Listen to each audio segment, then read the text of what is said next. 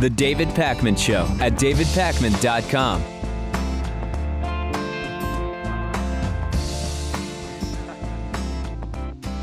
I talked to you a little bit about the 60 Minutes interview on Sunday night that Charlie Rose did with Vladimir Putin. And in that interview, Charlie Rose asked Vladimir Putin whether he's comfortable supporting Bashar al-Assad in Syria against ISIS and against other opposition groups, given the systematic use of all sorts of heinous weapons and the committing of atrocities against Assad's own people. And Vladimir Putin responded basically without answering, saying, well, there are terrorists in the opposition as well. And now, just a couple of days later, we've learned that Russia has conducted its first airstrike in Syria near the city of Homs, according to a senior U.S. official. Russians told the U.S. that it should not fly U.S. warplanes in Syria, but it didn't give any specific geographical info about where Russia plans to strike. The senior U.S. official said that the U.S. is continuing as normal with missions that have been planned and are ongoing. Earlier today, the upper house of the Russian parliament gave President Putin approval to use air force in Syria, according to state media, and the vote came after a request from Syrian President Bashar al-Assad for help fighting ISIS. So the official line has been that Russia is anti-ISIS, and it's just getting involved to help Bashar al-Assad fight ISIS. It's not about, in any way, supporting the atrocities committed by Bashar al-Assad. But U.S. officials have been looking at the specifics of strategic movements made by Russia and the specifics of the targets, and they're saying, you know, it really looks like this could be about more than ISIS. A quote from General Philip Breedlove, NATO's supreme allied commander. He said, we see some very sophisticated air defenses going into those airfields. We see some very sophisticated air-to-air aircraft going into these fields. I have not seen ISIL flying any airplanes that require SA-15s or SA-22s, which are Russian missiles. I have not seen ISIL flying any airplanes that require sophisticated air-to-air capabilities. So the implication, Lewis, is if indeed Russia were only concerned with ISIS targets, they wouldn't need the sophisticated air-to-air equipment because ISIS doesn't have the types of military devices that type of equipment is used to target. Yeah, you always have to wonder what Russia is up to whenever they are engaged in any type of activity like this. Would the Russian government be interested in getting involved strictly because of ISIS? I think without even knowing all of the details, the answer to that is clearly no. Meanwhile, what's the U.S. doing against ISIS in Syria? Not much that is working effectively. The Pentagon has stopped moving new recruits from Syria to its training centers in Jordan and Turkey to train and equip moderate rebels to fight ISIS. And as we know, Lewis, the strategy of the U.S. handpicking certain rebels that we think will be on our side and strategically valuable in fighting even worse extremists is not a strategy that has always worked well for the U.S., to understate it drastically. Right. It usually doesn't work. And it's not that these people will turn against us or anything like that. Not necessarily, anyway. Right. I mean, they easily could. Right. There are any number of scenarios that will end with these weapons being used against us. Exactly. It doesn't require the individuals that we arm to specifically turn against the side we're fighting for.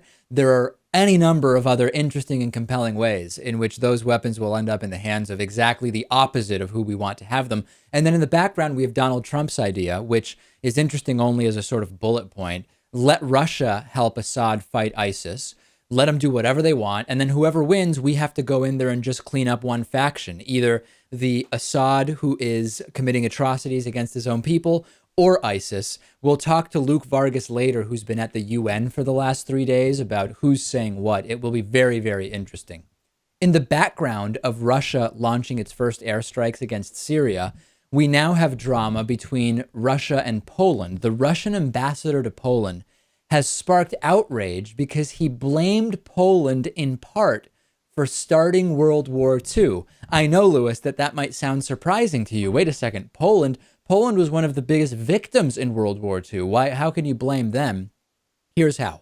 Russian Ambassador Sergey Andreev on Friday described the Soviets' 1939 invasion of Poland as an act of self-defense, not aggression. And the comment prompted Poland's foreign minister to say that the ambassador is, quote, undermining historical truth and trying to justify Stalinist crimes.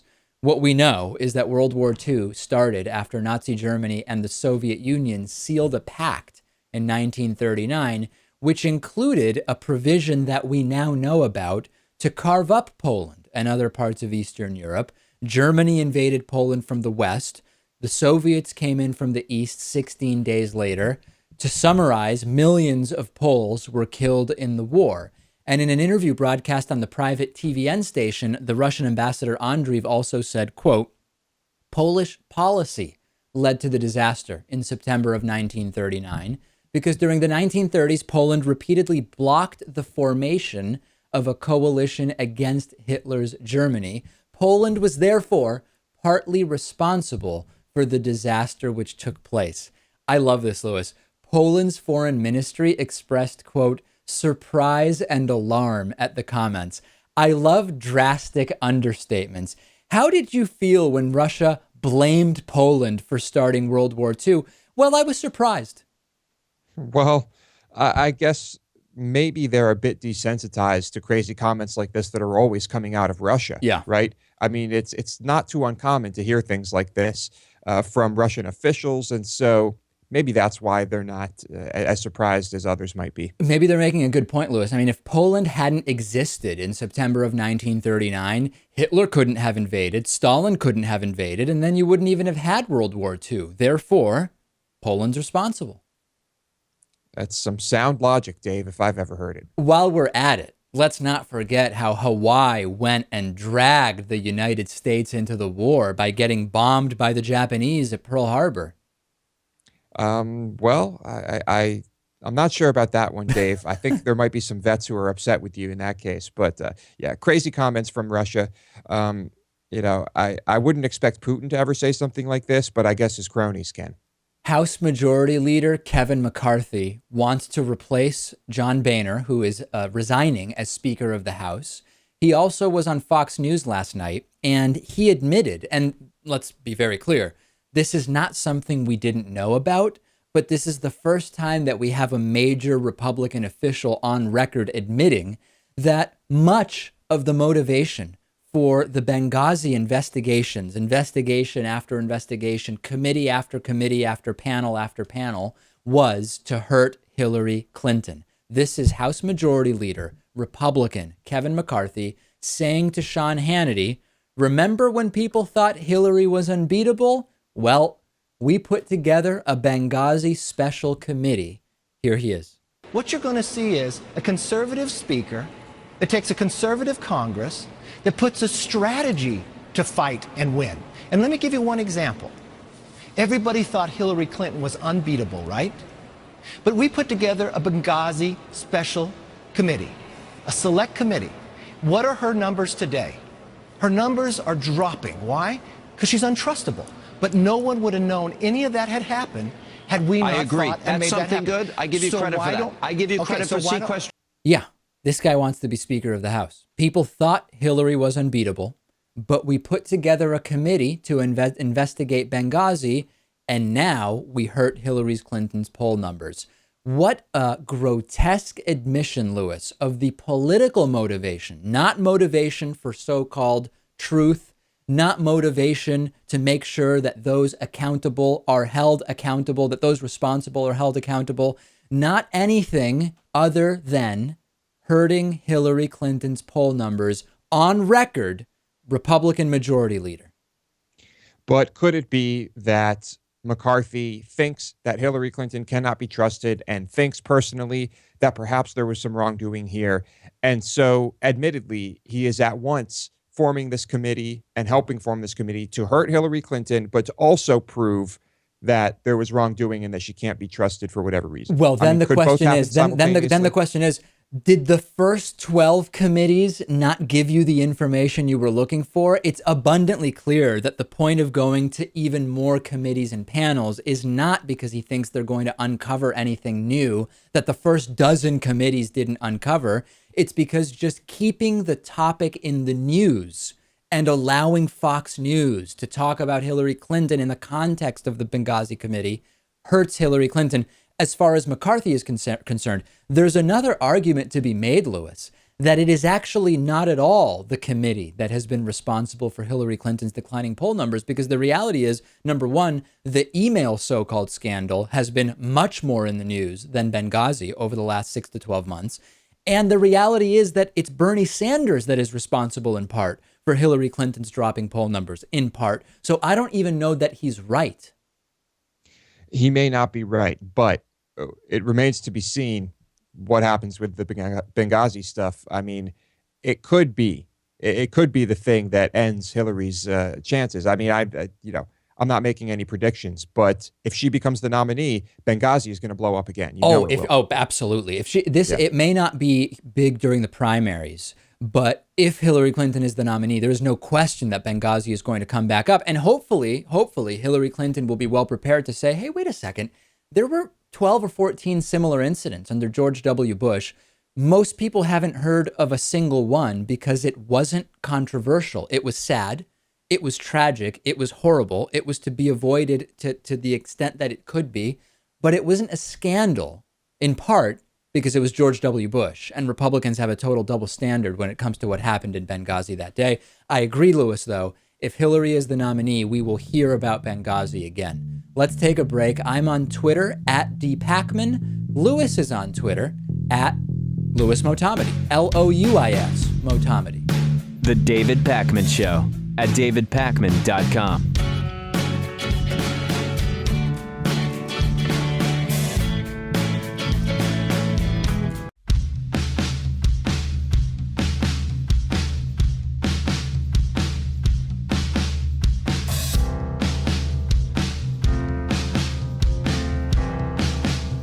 Welcome back to the David Pakman Show.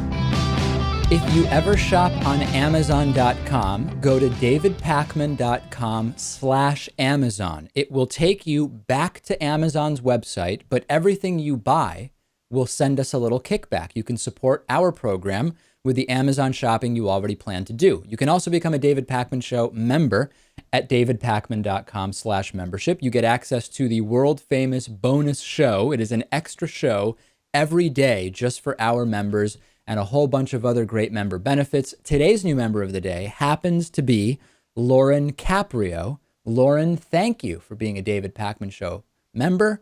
Join Lauren at davidpakman.com/membership. It is time for Hatriot Mail, and what better way to introduce Hatriot Mail just after the lunar eclipse we had the other night with this introduction. Hey, let's face it, we're only a couple of blood moons away from a total homo-fascist takeover. Hatriot Mail. Yeah. Written by patriots who hate David Pakman. Because America. And because freedom. So lately, Hatriot Mail has been a little too connected to the real world. There was Hatriot Mail about Kim Davis. There was Hatriot Mail about religious freedom. There was Hatriot Mail about Donald Trump. So today we're going back to a good old double dose of old-fashioned anti-Semitic conspiracies directed directly at me. Let's take a listen. Surprise! This old evil Zionist Jew, David Pakman, is connected to the globalist Zionist Jews that run the evil CNN and other mass media. The ones that created all the manufactured hate and racial division in this country. The ones that want to see you and your loved ones dead or enslaved, period. No matter what color or race you are. See how this Pakman is trying to appeal to weak minds, thinking he is manipulating emotions and enabling, encouraging and pushing hatred and racial division with his frilly little cheap words? See, that's how it works, people. They appeal to the weak and ignorant so they can sucker you to do their evil bidding. But you have the power to defeat this evil and the rest of those evil Zionist fucks by simply disconnected from their matrix. Right. And use your own independent thought and critical thinking. And it does not stop there. The anti-Semitic tirades against me, riddled with insane fact-free conspiracy theories, continue. Why won't you bastards apologize for carrying out 9/11? That was cold even by your own standards. It's bad enough you killed Christ, but to treat it like a badge of honor is a smack in the face. Before you evoke your Jew privilege by playing the anti-Semite card, I would like to remind you that the correct term is anti-Ashkenazi. Yes, of course. Very, very interesting analysis. Okay, so there it is. Some anti-Semitic tirades. It's good to go back to the old days, Lewis, you know, when it wasn't about Kim Davis or Donald Trump. It was just about bashing me because I'm Jewish. Yeah, that's really the roots of Hatriot mail. But there's room for every type of Hatriot mail, Dave. Let me remind you, we have the final stages. This is the 2015 Hatriot mail calendar I'm holding up. We are trying to wrap up the 2016 Hatriot mail calendar. We have 3 slots left. You can submit an image for the Hatriot mail calendar. There are 3 left. 8.5 by 11 inches, landscape orientation, 300 dots per inch. Those are the only requirements. I know we have a lot of great designers and artists in our audience. We have 3 more opportunities for your image to be part of our 2016 calendar. Lewis, I have terrible, terrible news. Depraved, bigoted, clueless, law-breaking, scofflaw, Christian conservative, Republican, disgraced Kentucky County Clerk Kim Davis, ran out of air there, says she had a private meeting with Pope Francis, which has inspired her and given her a renewed sense of purpose for her depraved bigotry.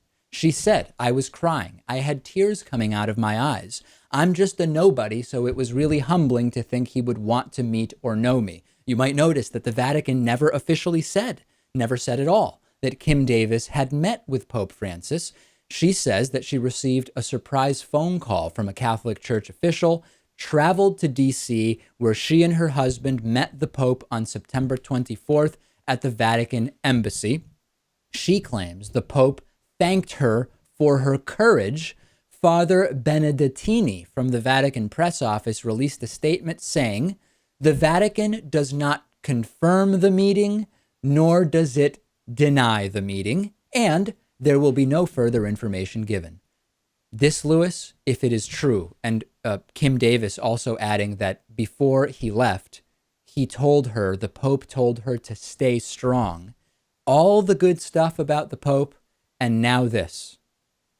Well, I guess we have no reason to believe that Kim Davis is lying about this. And it's bizarre that the Vatican says they're not going to confirm it, but they're also not going to deny it. What kind of a thing is that to say? Very strange. So it seems like it did happen. Yeah. And I talked about what the Pope said to the press about the Kim Davis situation. And from his answer, I wasn't sure if he knew all the details, but now he had this meeting with her, and maybe he's been following it more closely than I thought. All he said to the press was something about being a conscientious objector and how it's important to allow for that. So perhaps the Pope is behind her more than we thought. Truly depraved, truly grotesque. If it's true, the Pope essentially sanctioning modern-day bigotry and lawbreaking, and the Vatican reaction is bizarre. The fact that if it's true, it was basically covered up, and I don't mean covered up in the conspiratorial way, just there was a whole list of the stuff the Pope did, and conveniently not mentioning that meeting with one of the most notorious law-breaking bigots of the last 6 months in the U.S. was conveniently just not on the agenda, not on the official calendar. All of this is absolutely disgusting. And truly, I mean, I know we're still talking about the Pope of the Catholic Church. What can we really expect? For all of the good things he has done, this affects my view of the Pope. It does. Same here. But yes, we have to put it into perspective. He's still the Pope. But as far as popes go, he's incredibly progressive still from our, compared to us, not very progressive at all. On his radio program for the hate group American Family Association, Bryan Fischer talked about one way in which he would be okay allowing more immigrants to come in. He says that all immigrants should be required to convert to Christianity, adopt Christian morals, Christian holidays, and Christian heroes. He can say it way better than I can sum it up. Let's take a listen. Now, what this would mean in America's case, if we were to do this, and again, I'm just speaking hypothetically, if we were to take this seriously, if we were to do something about this, here's what it might look like. We would communicate to the world that strangers are welcome here in the United States under one condition, that they be willing to assimilate completely into American culture, that they be willing to adopt our God, that they be willing to adopt our Judeo-Christian heritage. Notice it's a Judeo-Christian heritage. We and the Jewish people share the same heritage, the same moral standards. So because they're part of the Judeo-Christian tradition and they honor it and revere it, they would be welcome here. Adopt our Christian holidays, not come into this country and expect to have special holidays, Muslim holidays. That's right. Bryan Fischer says immigrants can come in as long as they adopt a version of Americanism defined by him that lacks any separation of church and state, mandating particular religious observance as a condition of immigration status. Not only the, think back, Lewis, forced conversion. We go back to when the Pilgrims left England to come to the U.S. looking for freedom from religious tyranny. They wipe out the lion's share of Native Americans by a combination of the diseases that they brought and straight up genocide, all because it's so important to have freedom to practice or not practice whatever religion you want. And then now Bryan Fischer wants to let people in only if they become Christians. For somebody who claims to worship at the altar of the Constitution, doesn't Bryan Fischer forget that most of this stuff is pretty well covered in the First Amendment? I think it's clear he cares way more about the Bible than about the Constitution. Yeah. And if you had any question about what an evil loser this guy was before, I think it's abundantly clear now what type of person we're dealing with. It seems like he doesn't care about people flooding the country as long as they are, giving money to the church? Yeah, he seems to think that the whatever negative repercussions he thinks there are from floods of immigrants, as he describes it, would be far outweighed by proselytizing successfully towards Christianity. And as a totally practical matter, he seems to forget or not know or ignore that a lot of the immigrants from Mexico, Central and South America are Catholic, which last I checked was a form of Christianity, although maybe not the right one as far as Fischer is concerned. Who knows? I think here he might be targeting Syrian refugees that we might take in, or who knows? I don't even know what he's talking about. But yes, as it stands right now, most of the people coming in identify as Catholic. Give us a like on Facebook. If you like Hatriot mail, we post actual emailed Hatriot mail on our Facebook page, facebook.com/David Pakman Show. We will take a quick break, and next, our friend Luke Vargas, fellow Patriots fan, Luke Vargas, will join us from the United Nations, where he has been observing the General Assembly all week. Much to discuss with Luke after the break. The David Pakman Show at davidpakman.com.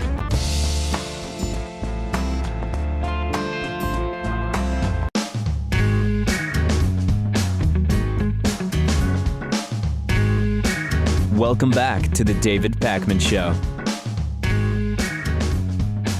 Luke Vargas is the United Nations Bureau Chief for Talk Radio News Service. He has been at the United Nations General Assembly meetings this week. He has heard the speeches. He has been taking very, very close notes about the rhetoric employed by some of the world's superpowers. Let's start, Luke, with President Obama. What was the sort of theme, tone, and rhetoric employed by our president?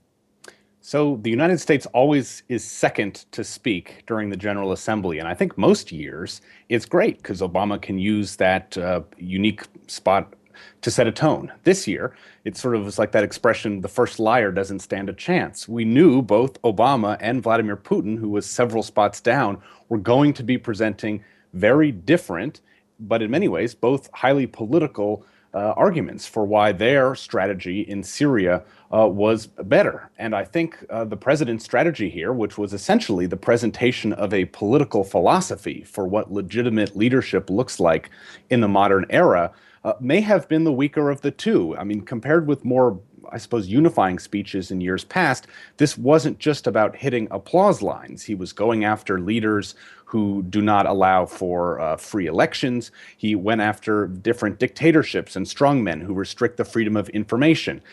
You know, look, I think Freedom House says something like 40% of the world is considered a dictatorship. And when those folks in the room aren't clapping, you can tell the difference. So this was not the same type of speech we've heard from the president in the past. The issues he was talking about, the rhetoric was nice. These are issues that do deserve to get into the headlines. We should be talking about press freedom and maybe sort of shaming some countries, including allies of the United States, that don't honor the rights of reporters. But the question really is whether this year, when the world is watching to see how the United States reacts to a very realpolitik offer in Syria to change the strategy, I think maybe that approach fell short. And the dynamic that's developed over the last 72 hours or so sort of set off with the 60 Minutes interview on Sunday night of Vladimir Putin around Syria has been fascinating. Vladimir Putin was asked directly by Charlie Rose in that interview, wait a second, why is it that you support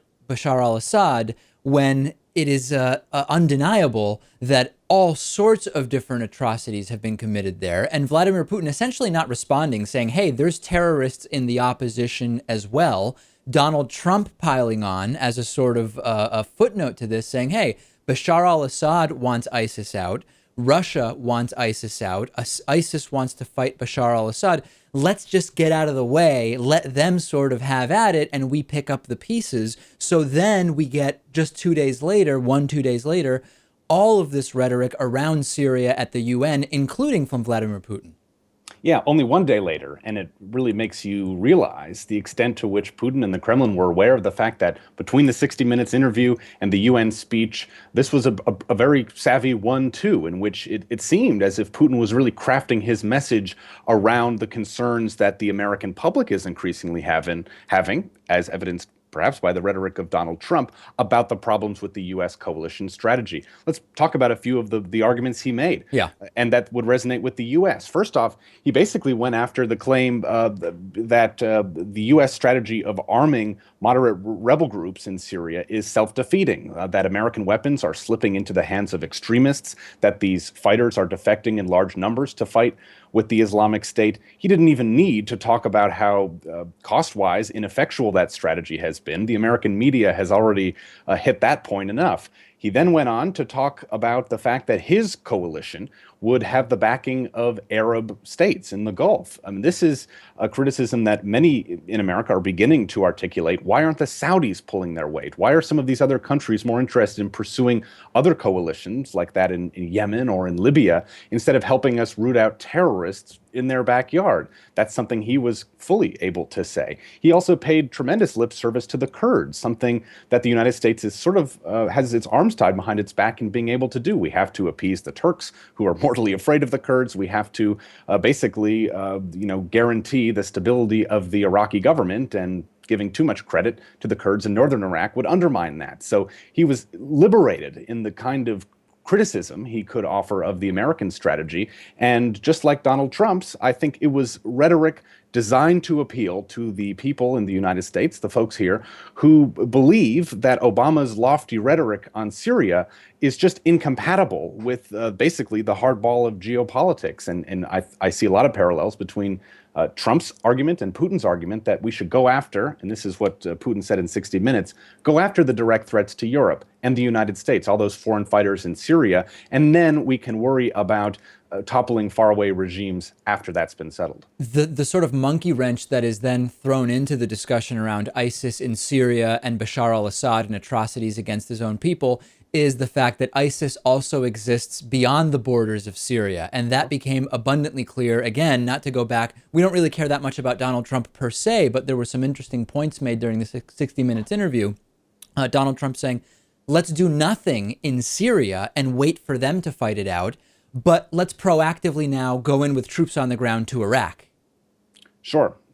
Look, everyone's got a different strategy here. I just a few minutes ago got back from a press conference with Laurent Fabius, the foreign minister of France, who's now calling for the establishment of safe zones within Syria to protect civilians there. I mean, it's just worth pointing out that it was, I believe, August 7th of last year that President Obama called for as many allies to step up with their biggest contributions possible to this coalition. And here we are 13, 14 months later, and just now seeing the French striking in Syria, just now calling for these sort of robust political and military actions. So, one wonders where this support was in the past. I think, let's be honest here, the combined efforts of the 9 or so countries that have been helping the U.S. coalition with airstrikes in Syria could easily be outmatched by the Russians if they continue to go full in or all in Syria. And we're hearing more and more, a speech from the Chinese foreign minister today at the Security Council, indications that China might be contributing military assets to Syria. So again, it's amazing that with the stroke of a few pens in Beijing and Moscow, that all of this, carefully cobbled together coalition by Washington, it could be outfoxed in a relatively short period of time. And then there was this other factor, right, which was the Chinese president putting in this win-win model that he suggested. And it wasn't clear to me whether that was a sort of pragmatic attempt to interject logic into the debate or sort of just a posturing move for China. It was an interesting speech, and I'll just point out, I've got it in front of me here. There are very few countries during the UN General Assembly that give titles to their speeches, but this one really cracked me up. It's working together to forge a new partnership of win-win cooperation and create a community of shared future for mankind. There are enough buzzwords in there for it to be the title of an Avon Cosmetics seminar. I mean, It was like really loaded. And a lot of this sounds good, but let's talk about what he really means here. He says we should forge a global partnership in which we, forge dialogue instead of confrontation. We seek partnership rather than alliance. Again, what does this really mean? It's interesting that during this week we saw the Chinese president pledge 8,000 troops to UN peacekeeping. We're seeing Chinese peacekeepers begin to protect Chinese resource interests in South Sudan, among other places. And, again, these words ring in a very nice way, but an alliance, even though it may be a word from the old days of traditional warfare, actually offers something to the lesser partner in a deal sometimes, physical protection. But partnership could often mean a private deal between ruling elites in which the lesser party doesn't get anything. So again, you look at Chinese actions around the world and they may be classified as partnerships instead of alliances. He said the big and strong and rich should not bully the small, weak, and poor. But when you look at the actual arrangements that China has with a growing roster of developing world countries, I really wonder if it's protecting their interests. And, interesting to see the Chinese playing hardball at the United Nations this week, in addition to the Russians. Last thing I want to touch on in the limited time we have left, there was a U.S.-hosted meeting sort of as a sideline meeting to the General Assembly to talk about UN peacekeeping efforts. And the U.S. and peacekeeping famously for a long time now have had sort of strategic peacekeeping efforts that often are tied to convenient shots at either natural resources or for other political gain. What major commitments, if any, were made with regard to peacekeeping? Well, I mentioned the 8,000 troops that China is contributing to a sort of rapid response UN peacekeeping force. They also basically, almost with, in one action, addressed a huge problem that the United Nations peacekeeping efforts have had recently, which is that they don't have enough helicopters. So there's a big helicopter unit being contributed by the Chinese. I mean, look, 30,000 troops is apparently the number that the president says have now been mobilized and pledged by different countries. What did the U.S. do? We doubled our commitment from 80 to 160 peacekeepers. So it's very clear that American peacekeeping is still done predominantly by the U.S. military on our own dime and in the locations of our choosing. But again, interesting that the U.S. wants to try and make it seem as if the U.S. is fully invested in peacekeeping. We fund these efforts to a tremendous degree. But again, when it comes to putting boots on the ground, we prefer to do it ourselves and directly. A few other countries, Uruguay, I believe, Indonesia, came out pledging several thousand troops. But again, it looks to be increasingly the domain of China to use the sort of moral defensibility of UN peacekeeping to effectively put troops on the ground in various countries where it has strategic interest. It's a trend I'll certainly be watching closely in the next few years, and I think everyone should. Yeah, no question. And the dynamic of Chinese involvement in that will be fascinating to see over the next 3 to 5 years. I agree with you. We've been speaking with Luke Vargas, UN Bureau Chief for Talk Radio News Service, joining us from New York. Luke, thank you as always. Thanks, David. The David Pakman Show at davidpakman.com.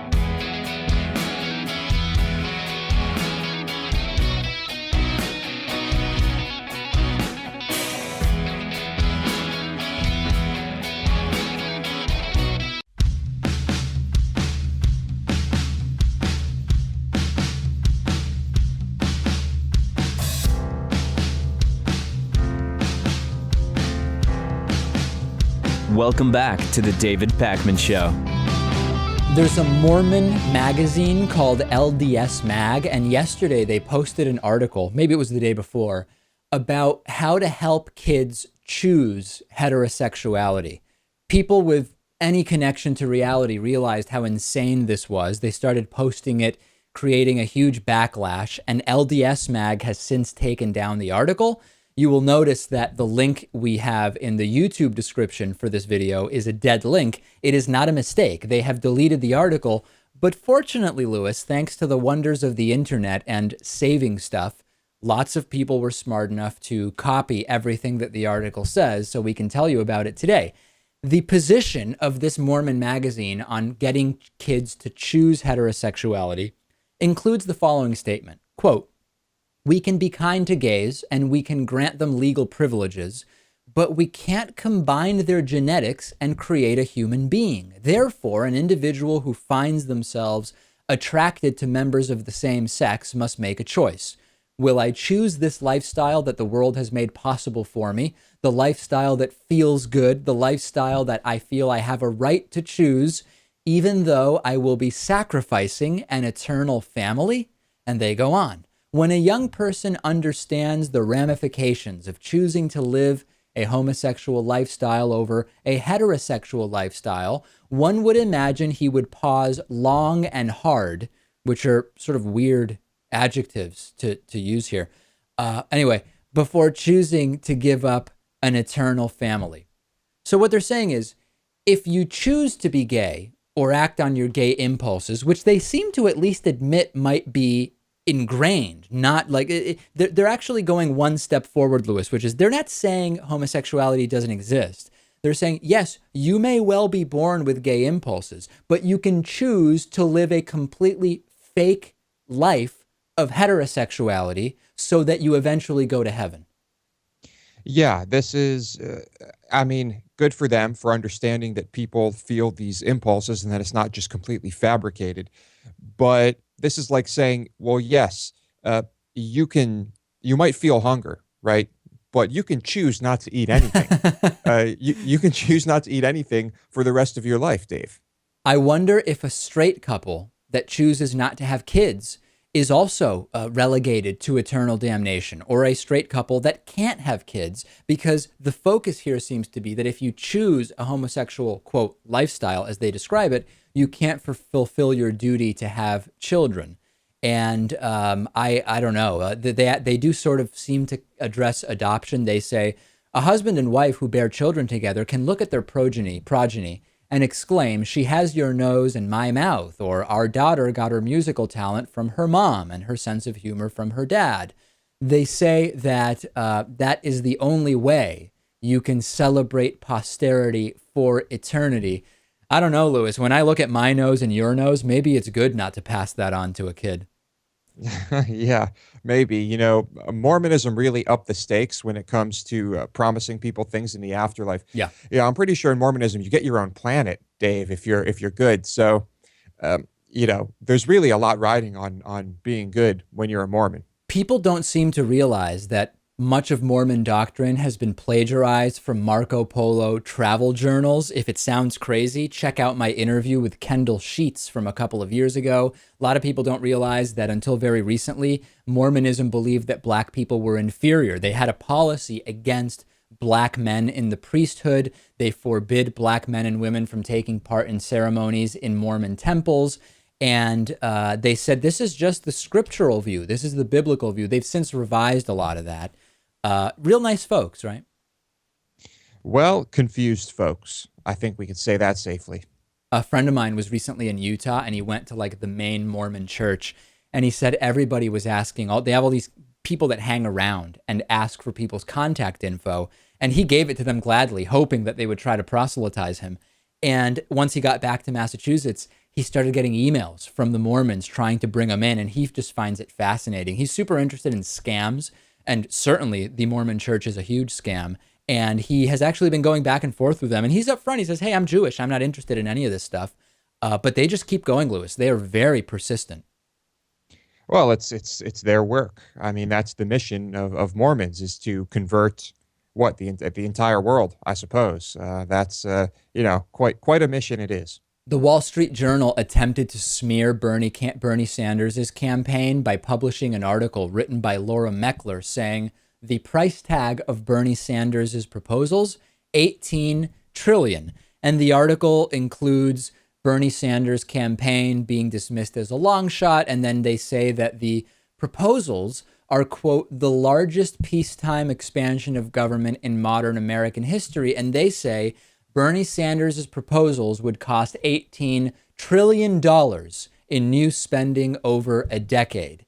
And we fortunately, Lewis, had former guest on this show and current professor at my alma mater, the economics department of the University of Massachusetts, Gerald Friedman, go through and actually say, wait a second, this isn't true. A lot of that money, first of all, 18 trillion over a decade. So we're talking about 1.8 trillion per year. Number two, a lot of that money would be spent anyway in one way or another. If you think about the healthcare proposals of Bernie Sanders, yeah, those proposals have a financial cost, but you eliminate the cost that they already have when you look at how people are getting healthcare now. Unpaid bills, for example, by using the emergency room for primary care, et cetera, et cetera.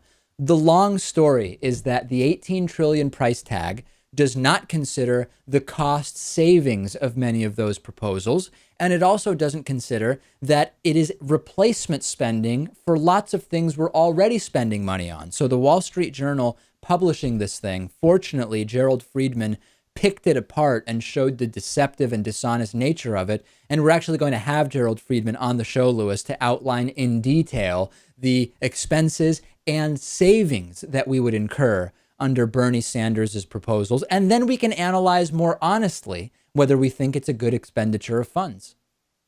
Yeah, we can get into, where else is revenue coming from under these proposals, what's happening with taxes. And of course, you have to look at the long term, right? How will this affect our country over that decade, in 10 years, in 20 years, in 50 years? And it could be way cheaper than we think. We have a voicemail number that you can call 24 hours a day. The number is 219-2-DAVID-P. Here's a voicemail I received. You ever wonder why Rick Santorum and all those homophobes always say being gay is a choice? I think I know the answer why. Because they've made a choice not to be gay. They know inside their hearts that they like men, and they choose to pretend like they like women. Okay. So they made a choice not to be gay. So I feel that's what they're talking about when they say being gay is a choice. You can choose not to be gay if you want. We do all the time. Maybe they should be more honest with their answer. Then we'll understand them better. Yeah, there's an idea, and certainly not the first person that has come up with that idea in some way, shape, or form, although I don't think it's accurate or really a good pragmatic strategy to just call every homophobe gay. Although anecdotally, we have dozens and dozens of examples of people who for their entire lives advocated against homosexuality and actually were closeted gay people, gays or lesbians themselves. On today's bonus show, despite the Pope's words, Georgia has executed Kelly Gissendaner. We'll talk about Oregon's First Lady marrying for cash at one point in her life. And Oslo shooter Anders Behring Breivik has had another tantrum. Lewis will tell us about that and more. Get access to the bonus show instantly by going to davidpakman.com/membership.